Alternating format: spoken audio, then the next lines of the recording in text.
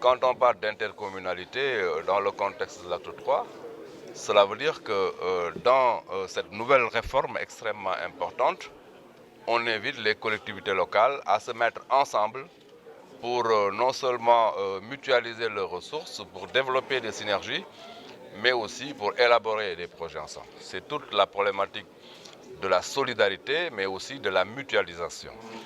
Et cela nous paraît essentiel.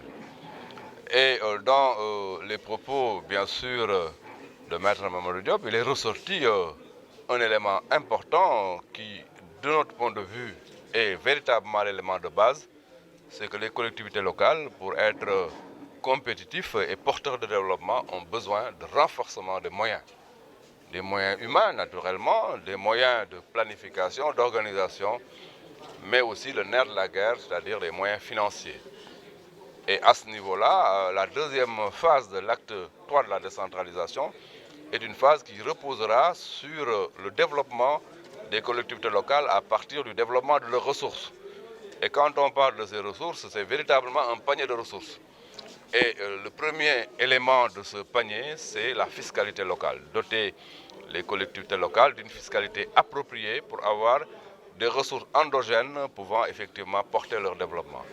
Et au-delà de la fiscalité locale, il y a naturellement d'autres financements innovants. Parmi ces financements, il y a d'abord naturellement le marché financier. Quand on parle du marché financier, c'est parce qu'on sait aujourd'hui que la collectivité locale doit se comporter presque comme une entreprise privée, en mobilisant de la ressource à partir du marché financier, en présentant à ce marché sa capacité de remboursement, autrement dit, sa capacité de mobiliser la ressource financière pour porter un emprunt. Et au-delà du marché financier, il y a d'autres mécanismes de financement, comme le partenariat public-privé, comme éventuellement, si on l'organise bien, la responsabilité sociale d'entreprise. Vous voyez donc que la collectivité locale de demain, qui sera donc une collectivité locale viable financièrement, sera portée par un panier de ressources. Et dans ce panier de ressources, l'élément le plus déterminant sera la fiscalité locale. Nous sommes effectivement sur ce chantier de la fiscalité locale.